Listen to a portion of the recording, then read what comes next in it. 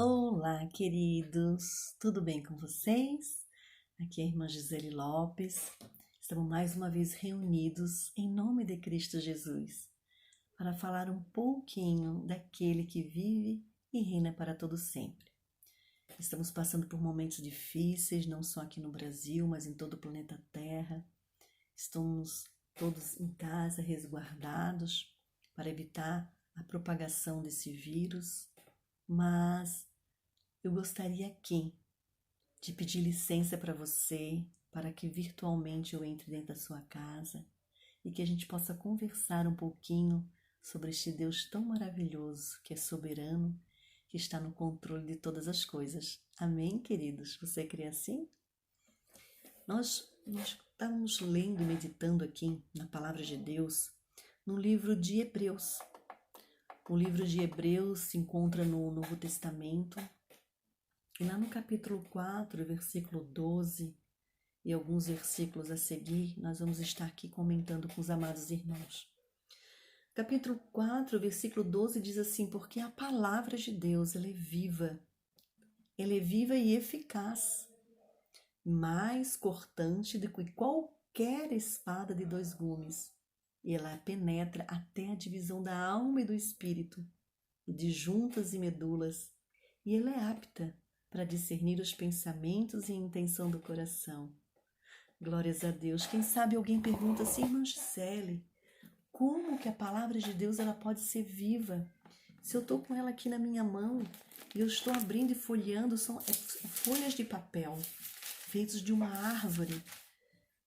Onde tem vida aqui? Deixa eu te explicar, queridos. Essa vida que nós estamos falando é sobre a vida eterna. A palavra de Deus, ele é o verbo vivo que morreu por nós, a saber, o Senhor Jesus Cristo. Homens e mulheres de Deus foram inspirados pelo Espírito Santo de Deus a deixar a sua palavra para nós.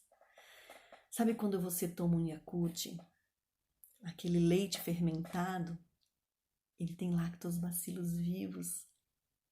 E você, quando toma aquele leite fermentado, aqueles lactobacilos vivos dentro do seu organismo durante dias vão estar fazendo efeito no seu organismo. E a palavra de Deus, ela contém vida. E a partir do momento que você começa a meditar na palavra, essa palavra vai ficar guardada no seu coração para não pecar contra Deus. E essa palavra vai ser o teu alimento em dias difíceis. E essa palavra é eficaz. Muitas vezes nós estamos doentes, enfermos, tomamos algum medicamento e aquele medicamento não foi eficaz. Agora a palavra de Deus ela é eficaz. Ela traz cura. Ela traz libertação. Amém? E a palavra diz que ela é cortante como uma espada de dois gumes. Ela penetra, queridos, na divisão da alma e do espírito. Porque nós não somos só aquilo que nós podemos contemplar, nós não somos só carne, nós somos carne, alma e espírito. E a alma é onde estão os nossos sentimentos. E muitas vezes a alma está abatida, a alma está doente, está enferma, e o espírito não tem liberdade de adorar a Deus. Mas a palavra ela vai te curar. A palavra vai gerar em você vida. Amém? Você crê assim? E a palavra de Deus, aleluia, ela tem poder para discernir os pensamentos e a intenção do coração. Ei, querido, sabia que Deus lá do alto, sim, Ele nos contempla. E Ele sabe exatamente o que você pensou agora. E Ele discerne a intenção do coração. Muitas pessoas agora, quem sabe, estão promovendo ação social. Muitos, quem sabe, estão promovendo aquela ação social do fundo do coração por amor ao próximo. Quem sabe outros não, quem sabe outros estão fazendo para promover a si próprio. Não sei, mas Deus sabe. Deus, ele conhece a intenção do coração de cada um. Nada fica oculto aos olhos do Senhor. E se nós continuarmos a ler no livro de Hebreus 4, no versículo 13, diz que não há criatura, ou seja, não existe criatura, não existe nada, alguma criatura encoberta diante dos olhos dele. Ante todas as coisas, não são algumas, eu estou dizendo todas as coisas, estão nuas e patentes aos olhos daquele a quem havemos de prestar conta.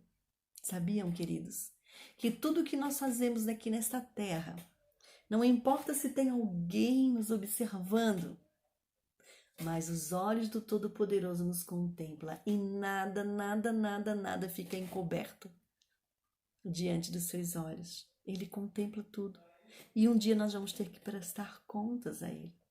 Glórias a Deus.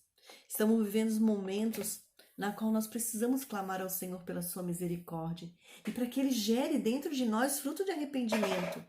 Nós precisamos nos arrepender dos nossos erros, das nossas falhas. Ei, para de apontar para o próximo e julgar, porque é muito fácil, queridos, nós encontrarmos o pecado no próximo. É tão simples, é tão fácil. Mas Deus quer que nós venhamos meditar na sua palavra.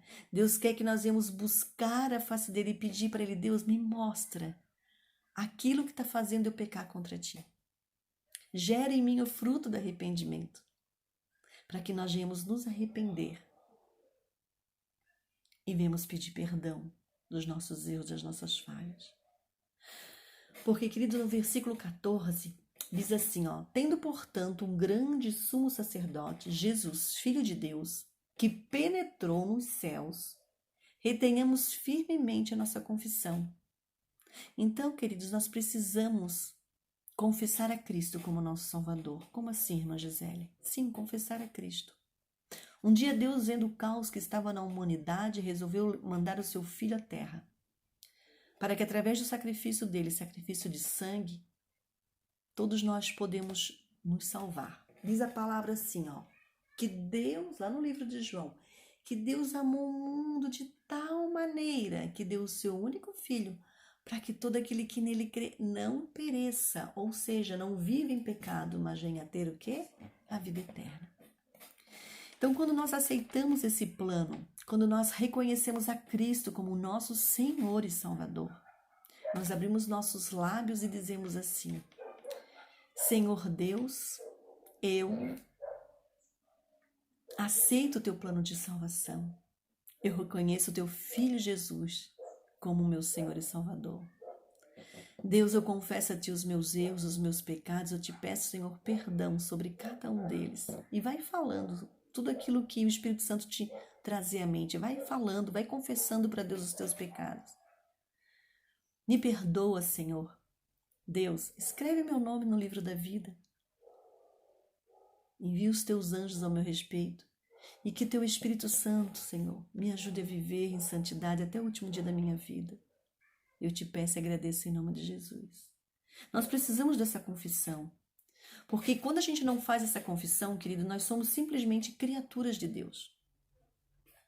E quando nós confessamos a Cristo como nosso Senhor e Salvador, nós passamos a ser filhos de Deus. Sim, filhos por adoção. Glórias a Deus. Aleluia. Precisamos permanecer firmes e todos os dias confessarmos a Cristo como nosso Salvador. Firme nas promessas do Senhor. Não desista.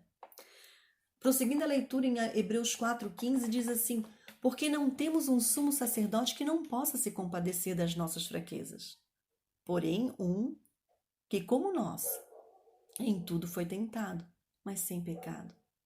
Queridos, quando Jesus veio à Terra, a gente sabe que Jesus ele já existia desde o princípio, antes da fundação do mundo, né? Porque quando eles criaram céus e terra, Deus disse: façamos. Né? Quando ele diz façamos, a gente entende ali pela palavra de Deus que havia a unidade do Pai, do Filho e do Espírito Santo de Deus. E pela palavra que era o Verbo vivo, Jesus Cristo, tudo se fez. E hoje, Jesus ele já passou por essa terra, Ele já passou por perseguição, já foi humilhado, já morreu na morte de cruz, derramou o sangue dele por nos amar, mas ele ressuscitou ao terceiro dia. Está se aproximando agora a Páscoa, né, onde a gente relembra este momento. E Jesus, ele ressuscitou e ele é vivo, queridos.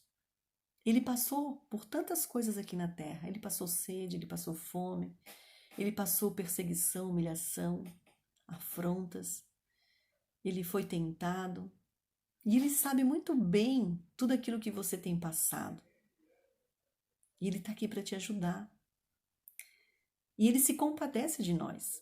Ele não pecou. Ele foi o único, a Bíblia diz que ele foi o único santo. Não existe outro santo a não ser o Senhor Jesus Cristo. Ele foi o único que resistiu a tudo. O único que não pecou. E a palavra também diz que ele é o nosso único mediador entre o homem e Deus. É em nome de Jesus Cristo que nós devemos dirigir a Deus as nossas orações. E ele se compadece. Quando nós nos arrependemos dos nossos pecados, eu posso ver lá no céu Jesus dizendo assim: Pai, olha lá a Gisele. Ela está reconhecendo, Pai, o erro dela. Ela está reconhecendo que ela pensou mal sobre aquele irmão. Olha lá, Pai, ela reconheceu que ela agiu errado dentro de casa. Deus, ela está se humilhando. Olha só, Senhor, está vendo aqui na palma da minha mão? Está vendo as minhas mãos furadas, Pai? Foi pela Gisele. Foi pela Gisele, eu estou aqui diante de Ti, Pai, como advogado dela, pedindo por ela, perdoa ela porque ela está se arrependendo. Oh, glória a Deus. E pelo sacrifício de Jesus Cristo na cruz do Calvário, pelas suas mãos furadas, pelo sangue derramado na cruz do Calvário. Ah, Deus Pai, nos perdoa em nome de Jesus. Ele se compadece de nós em nome de Jesus. Glórias a Deus. E é pela misericórdia dele que nós nos arrependemos, porque é o Espírito Santo que gera em nós o fruto do arrependimento. Glórias a Deus. E quando nós continuamos, queridos, a ler aqui em livro de Hebreus, capítulo 4, versículo 17, diz assim, ó: cheguemos-nos, pois, confiadamente ao trono da graça, para que nós recebamos misericórdia e cheguemos, aleluia, e achemos graça, a fim de sermos socorridos no momento oportuno. Ei, queridos, quando Jesus deu aquele brado na cruz, a Bíblia diz que o véu do templo se rasgou de alto a baixo. E hoje nós temos liberdade para se chegar adiante ao trono de Deus. Então chegue com confiança, não tenha medo. Nós não precisamos ter medo de Deus, nós temos que ter temor a Ele, respeito a Ele. Chegue com confiança diante do trono da graça. E nós vamos receber a misericórdia. Se achegue a graça de Deus a fim de sermos socorridos em momento oportuno. Pode ter certeza que esse é o momento oportuno de nós nos derramarmos na presença do Senhor. Aleluia! Quando nós vimos lá no capítulo 5, queridos, de Hebreus, do versículo 9, diz assim que Cristo, quando ele diz assim, ó, tendo sido aperfeiçoado, Cristo ele foi aperfeiçoado. Veio a ser autor da eterna salvação para todos os que obedecem. Nós precisamos obedecer para receber aquilo que o Senhor nos dá de presente de graça. O alfabeto do cristão é o O, B,